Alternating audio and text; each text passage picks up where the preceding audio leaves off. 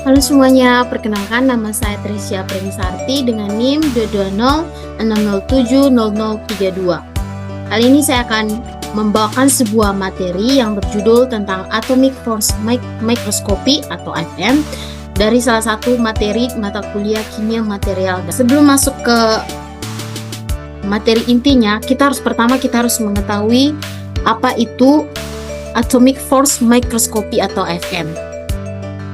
Atomic Force Microscopy atau AFM adalah suatu teknik mikroskop yang menggunakan gaya tarik-menarik dan tolak-menolak antara sebuah probe yang sangat tipis dan permukaan sampel untuk menghasilkan citra permukaan dengan resolusi nanometer. Nah, ada beberapa komponen dari AFM.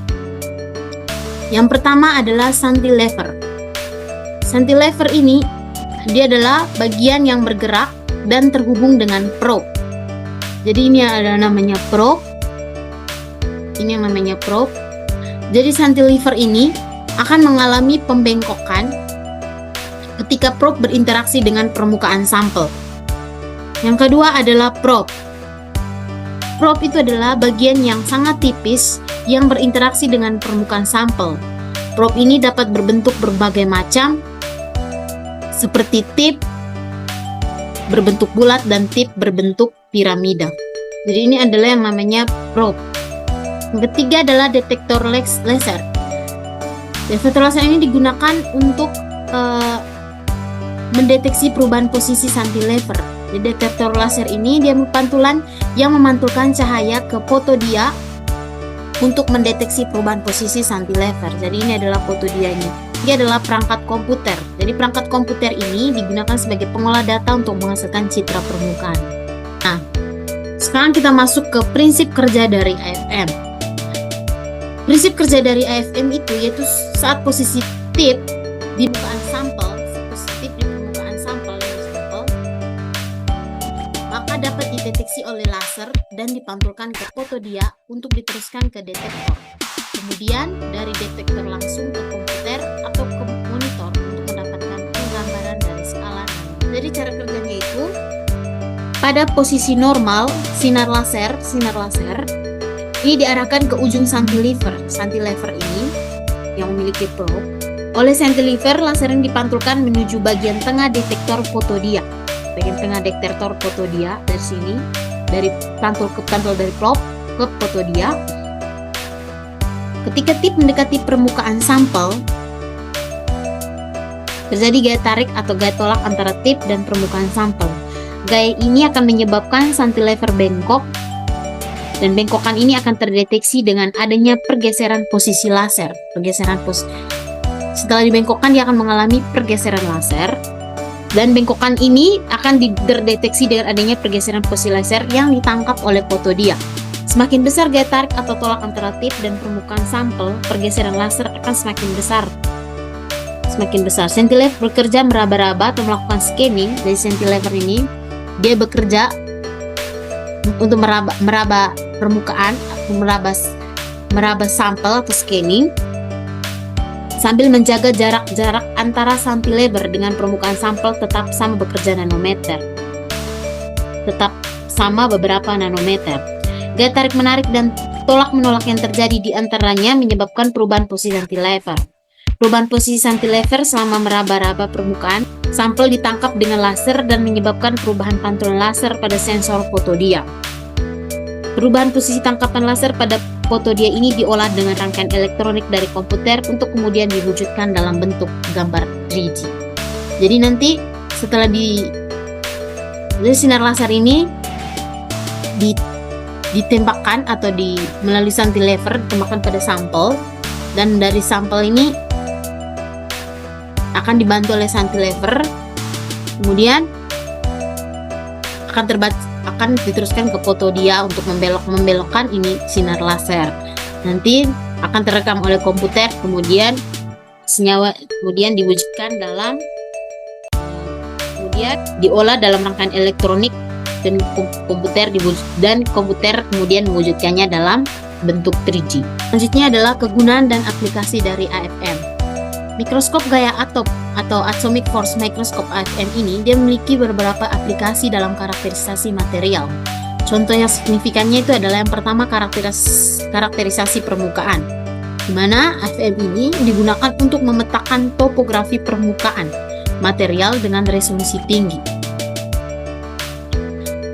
memungkinkan analisis struktur pada skala nano, dan ini sangat berguna untuk memahami morfologi permukaan dari berbagai jenis material seperti logam, keramik, dan polimer. Aplikasi yang kedua itu untuk studi nanomaterial. Dalam beberapa penelitian nanomaterial, AFM ini digunakan untuk mengukur ukuran, bentuk, dan distribusi partikel pada skala nano. Ini termasuk analisis nanotub karbon dan nanopartikel lainnya. Yang ketiga itu analisis film tipis. AFM efektif dalam mengkarakterisasi film tipis termasuk pengukuran ketebalan dan kekasaran permukaan. Ini penting dalam pengembangan bahan semikonduktor dan perangkat optoelektronik. Terus aplikasi yang selanjutnya itu untuk biologi dan kedokteran.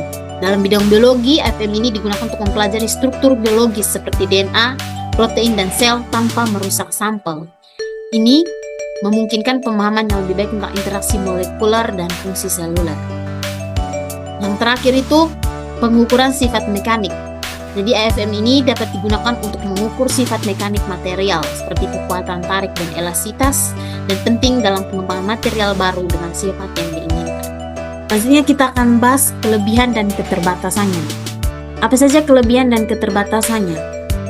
Jadi terdapat 3 metode yang digunakan dalam mikroskopi. 3 teknik mikroskopi. Itu pertama itu SEM atau Scanning Electron Microscopy, terus itu TEM, Transmission Electron Microscopy, dan Atomic Force Microscopy. Sedangkan kelebihan dan keterbatasan dari atau kelemahan dari AFM itu sendiri atau Atomic Force Microscopy, kelebihannya itu yang pertama itu dapat digunakan untuk berbagai jenis sampel, baik itu konduktif, non-konduktif maupun biologis. Yang kedua, tidak memerlukan preparasi khusus dan dapat beroperasi dalam berbagai kondisi lingkungan. Yang ketiga, dia dapat memberikan informasi tentang morfologi dan sifat mekanik permukaan. Sedangkan kelemahannya itu memiliki 2 kelemahan. Yang pertama, resolusi lateral lebih rendah dibandingkan dengan TEM. Kecepatan pemindahnya bisa lebih lambat dibandingkan dengan SEM.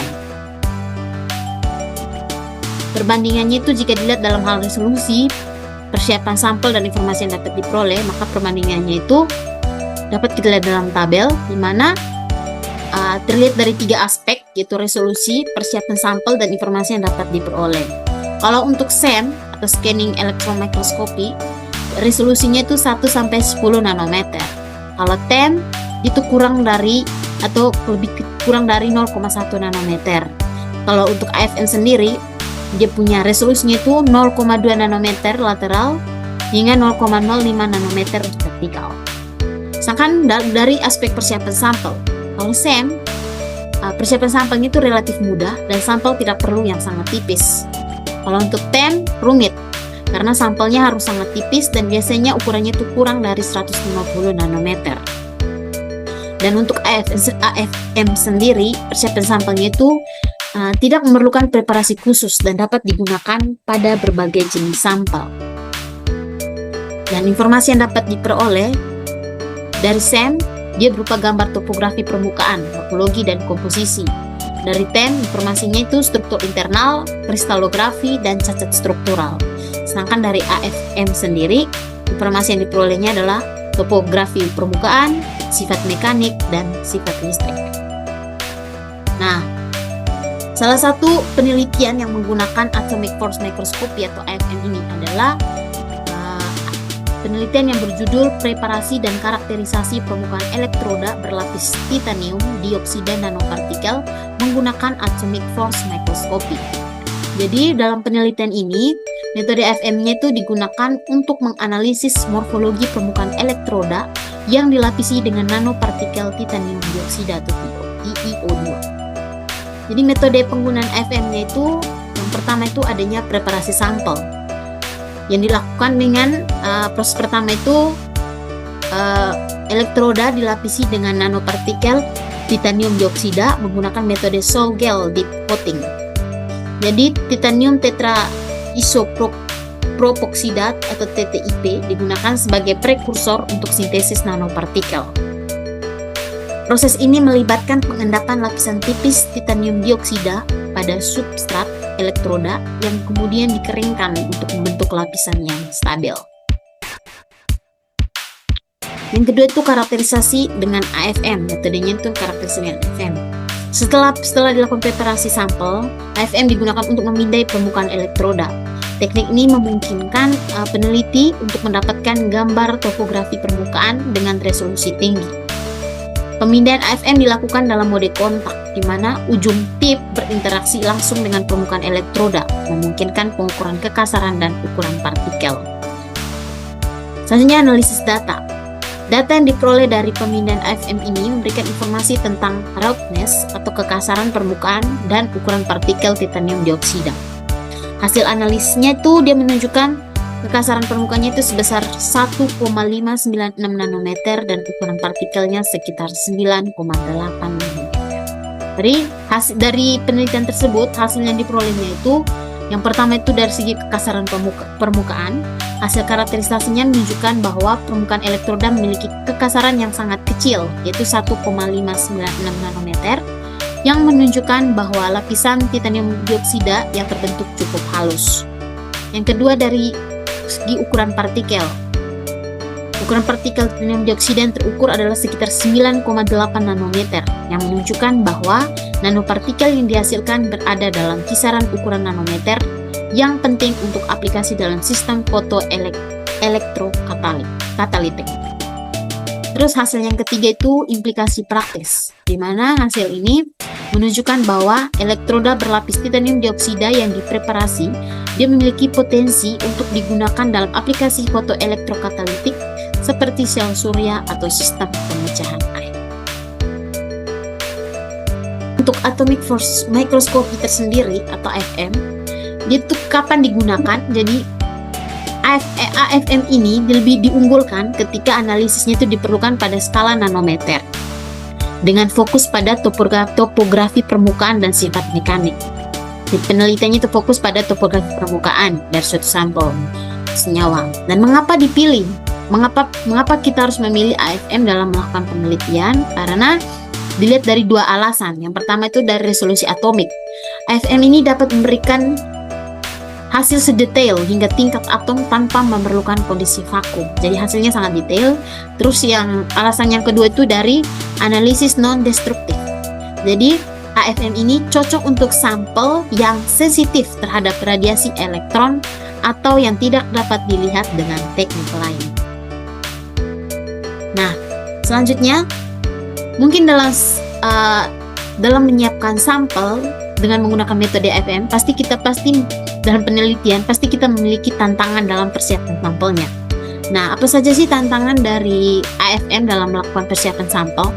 Nah, tantangannya itu yang pertama itu adanya kerusakan permukaan. Jadi AFM ini dapat merusak permukaan sampel jika ujung probe terlalu keras atau tidak tepat. Yang kedua itu kontaminasi. Sampel dapat terkontaminasi dengan partikel kecil dari ujung probe. Nah, solusi yang dilakukan jika mengalami dua tantangan tersebut adalah yang pertama itu pemilihan ujung probe, di mana kita harus bisa menggunakan ujung probe yang tepat dengan ketebalan yang sesuai untuk mengurangi kerusakan permukaan. Nah, yang kedua itu ada mode operasi yang tepat. Itu dia menggunakan mode operasi yang tepat seperti mode tapping atau mode non-kontak untuk mengurangi kontaminasi kerusakan permukaan. Jadi kesimpulannya itu adalah atomic force microscopy atau AFM itu merupakan alat yang sangat penting dalam karakterisasi material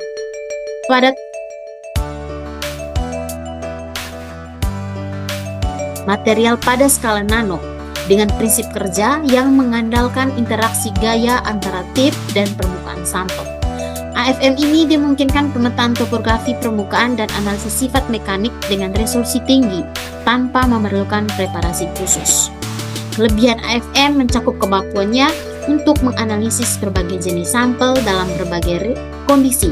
Namun terdapat keterbatasan seperti resolusi lateral yang lebih rendah dibandingkan teknik lain seperti TEM. Baiklah teman-teman, itulah sekian presentasi dari saya mengenai atomic force microscopy atau AFM. Terima kasih.